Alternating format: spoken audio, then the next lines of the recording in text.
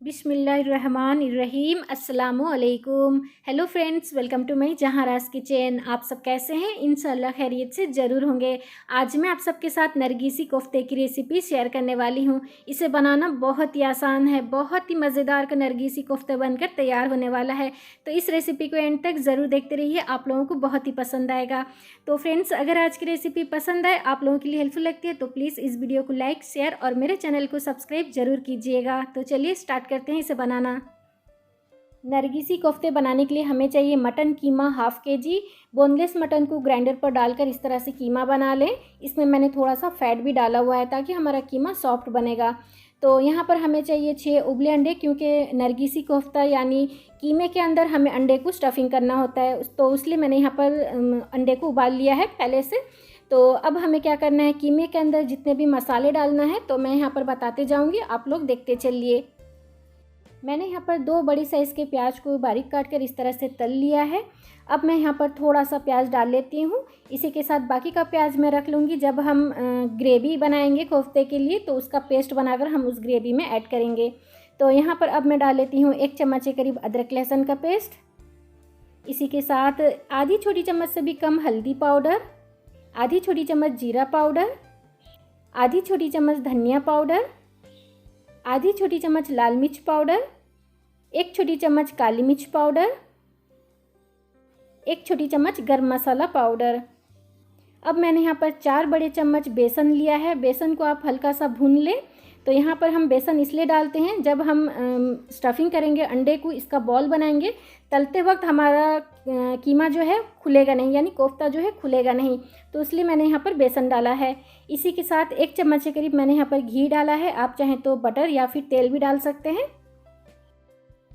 अब मैं यहाँ पर 1 आधी छोटी चम्मच नमक डाल लेती हूँ। नमक हम बाद में भी ग्रेवी के वक्त डाल सकते हैं, तो यहाँ पर मैंने 1 आधी छोटी चम्मच ही डाला है। सबसे आखिर में 3 हरी मिर्च, इसी के साथ थोड़ा सा आधी कप के करीब मैंने यहाँ पर हरा धनिया लिया है। अब हमें क्या करना है, इन सभी को और एक बार मिक्सी पर चला लेंगे, यानी ग्राइंड कर लेंगे। तो देखिए मैंने फाइन पेस्ट कर लिया है, सभी चीज़ों को कीमे के साथ अच्छी तरह से पीस लिया है। अब यहाँ पर हमें क्या करना है, बॉयल्ड एक उबले अंडे को हल्का हल्का सा हमें कट लगाना है, ताकि कीमे के अंदर जितना हमने मसाला डाला है, जब हम इसे फ्राई करेंगे तो उसका मसाले का फ्लेवर भी अंडे के अंदर आ जाएगा। तो इसलिए मैंने यहाँ पर हल्का हल्का सा इस तरह से हमें कट लगा लेना है। तो देखिए मैंने सभी अंडे में हल्का हल्का सा कट लगा लिया है। अब हाथ में थोड़ा सा तेल लगाना है, आप चाहें तो पानी भी लगा सकते हैं। तो थोड़ा सा कीमे का मिक्सचर लूँगी, इस तरह से हमें हाथ में फैला लेना है। अब हमें एक अंडे को इसके अंदर स्टफिंग करना है। बहुत आसानी से हमारा जो कीमे का मिक्सचर है आसानी से बाइंड हो जाएगा। हमने जो बेसन डाला है उसकी वजह से हम जब इसे तलेंगे ये फटेगा भी नहीं। तो इसी तरह से हम सभी अंडे को पहले कीमे के अंदर स्टफिंग कर लेंगे। तो देखिए इस तरह से आपको कर लेना है। बहुत ही सिंपल सा रेसिपी है, इसे बनाने में आप लोगों को कोई भी परेशानी नहीं होगी। आप देख ही सकते हैं कितना आसान सा तरीका होता है। कीमे में सभी मसाले को डालकर एक बार पीस लें, उसके बाद बॉयल्ड एग को उसके अंदर स्टफिंग कर लें। अब हमें क्या करना है, इसे तलना है। तो सबसे पहले मैं सभी अंडे को इस तरह से कीमे के अंदर स्टफिंग कर लेती हूँ। तो लीजिए हमारा 6 अंडे थे, मैंने इस तरह से स्टफिंग करके इसे बॉल शेप में बना लिया है और बाकी का कीमा बचा हुआ है। आप चाहें तो इसका कोफ्ता बनाकर भी सिंपल सा खा सकते हैं। स्टोव के हाई टू मीडियम फ्लेम पर मैंने कढ़ाई रख ली है, थोड़ा सा तेल डाला है 1 कप के करीब, और इस तेल में मैंने पहले से प्याज को तला हुआ है, वही तेल है। तो यहाँ पर मैं स्टोव का फ्लेम लो कर लूँगी और एक एक करते हुए कोफ्ते को डाल लूँगी। मैं यहाँ पर एक ही दफ़ा में 3 कोफ्ते को तलूँगी, उसके बाद दोबारा से फिर मैं और 3 कोफ्ते को तल लूँगी। तो लो फ्लेम पर ही हमें इसे तलना होता है।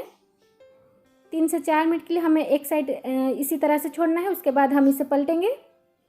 हाई फ्लेम पर इसे ना तलें, लो फ्लेम पर ही 8 से 10 मिनट के लिए इसे तलें पलटते हुए। अगर हम हाई फ्लेम पर तलेंगे तो कोफ्ता जलने का भी डर रहता है और साथ ही अंदर से पकेगा भी नहीं सही तरीके से, तो इसलिए हमें लो फ्लेम पर इसे तलना होता है। तो इस तरह से पलटते हुए हमें तल लेना है। तो देखिए मैंने पहले से 3 कोफ्ते इस तरह से तल लिया है, उसी तरह से हमें इस 3 कोफ्ते को भी तल लेना है। जब तक हमारा कोफ्ता फ्राई हो रहा है तब तक हम देख लेते हैं ग्रेवी के लिए हमें किन किन चीज़ों की ज़रूरत पड़ेगी। यहाँ पर मैंने एक बड़ी टमाटर का पेस्ट कर लिया है, इसी के साथ मैंने यहाँ पर प्याज रखा हुआ है, इसका मैं पेस्ट करूँगी।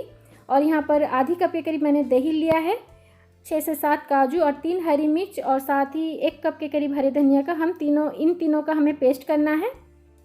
खड़े मसालों में हमें चाहिए आधी छोटी चम्मच साबुत जीरा, आधी छोटी चम्मच शाहजीरा, 1 बड़ी इलायची, 2 छोटी इलायची, 1 छोटा सा दालचीनी का टुकड़ा, 6 से 7 लौंग, 6 से 7 काली मिर्च।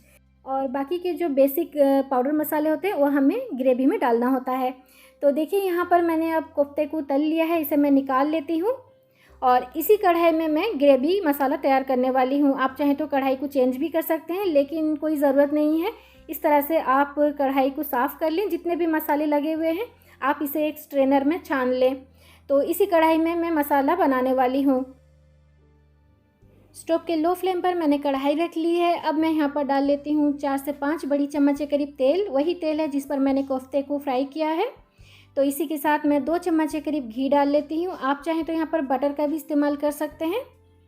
तो जब हमारा घी और तेल अच्छी तरह से गर्म हो जाएगा, स्टोव के लो फ्लेम पर हम यहाँ पर खड़े मसाले ऐड कर लेंगे। 3 से 4 मिनट के लिए हमें स्टोव के लो फ्लेम पर इसे तेल में सौटे करना है, ताकि इसका एरोमा जो है तेल में अच्छी तरह से आ जाए।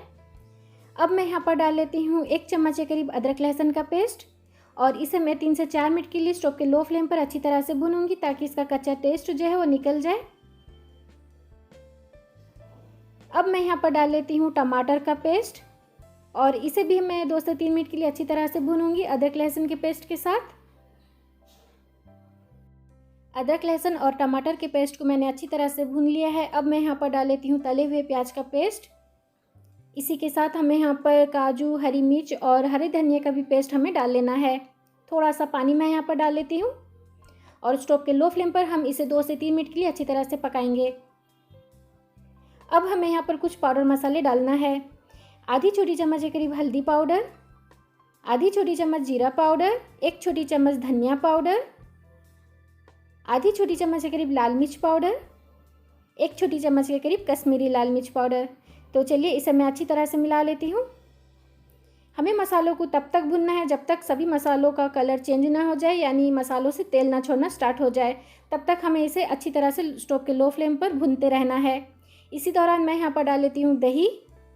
दही को हम मसाले के पेस्ट के साथ अच्छी तरह से मिला लेंगे एक बार। अब मैं यहाँ पर नमक भी डाल लेती हूँ। 1 आधी छोटी चम्मच के करीब नमक हमने कोफ्ते में भी डाला हुआ है, तो मसाले के हिसाब से मैं यहाँ पर नमक डाल लेती हूँ। और हमें यहाँ पर कुछ नहीं करना है, सिर्फ हम इसे स्टोव के लो फ्लेम पर अच्छी तरह से भूनेंगे जब तक मसालों से तेल ना छोड़ना स्टार्ट हो जाए।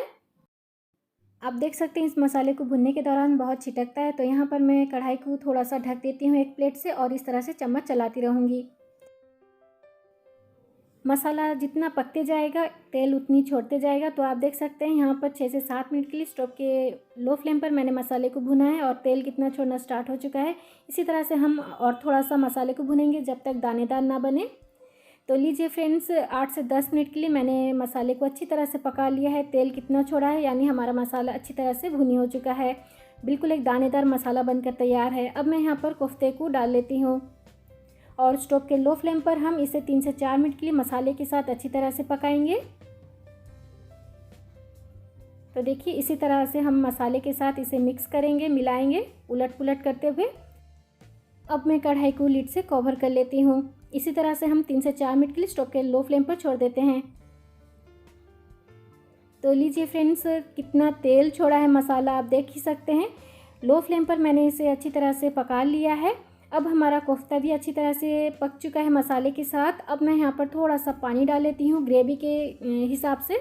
तो आपको कितना थिकनेस रखना है ग्रेवी में, तो उसी हिसाब से आप यहाँ पर पानी कम या ज़्यादा कर सकते हैं। तो मैंने यहाँ पर 1 कप के करीब पानी ही डाला है।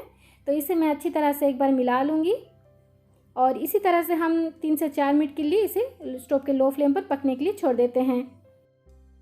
बहुत ही मज़ेदार का नरगिसी कोफ्ता बनकर तैयार होता है। आप इस तरह से एक बार अपने घर पर ज़रूर बना कर देखिए। तो इसी तरह से हम 3 से 4 मिनट के लिए स्टोव के लो फ्लेम पर हम पानी डाले हैं, तो इसे 3 से 4 मिनट के लिए पकने के लिए छोड़ देते हैं। तो लीजिए फ्रेंड्स, हमारे नरगिसी कोफ्ते बिल्कुल बनकर तैयार है। अब मैं यहाँ पर हरे धनिया को बारीक काट कर डाल लेती हूँ। हरे धनिया को अच्छी तरह से मसाले के साथ मिक्स कर लें और स्टोव को ऑफ़ कर लें, क्योंकि हमारा नरगिसी कोफ्ते बिल्कुल बनकर तैयार है। जितना ही ठंडा होते जाएगा इसका मसाले का ग्रेवी जो है वो गाढ़ा होते जाएगा। उसी हिसाब से आप यहाँ पर पानी एडजस्ट कीजिएगा। तो इसका फाइनल लुक जो है मैं आपको 10 मिनट के बाद दिखाने वाली हूँ, क्योंकि अभी गर्मा गर्म है।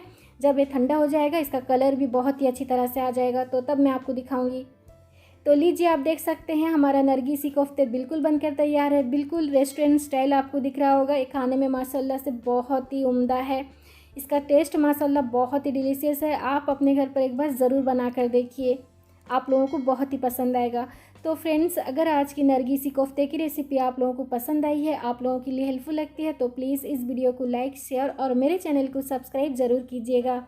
तो चलिए मिलते हैं एक नई रेसिपी के साथ। अपना ख्याल रखें और मुझे दुआओं में याद ज़रूर रखें। अल्लाह हाफिज़।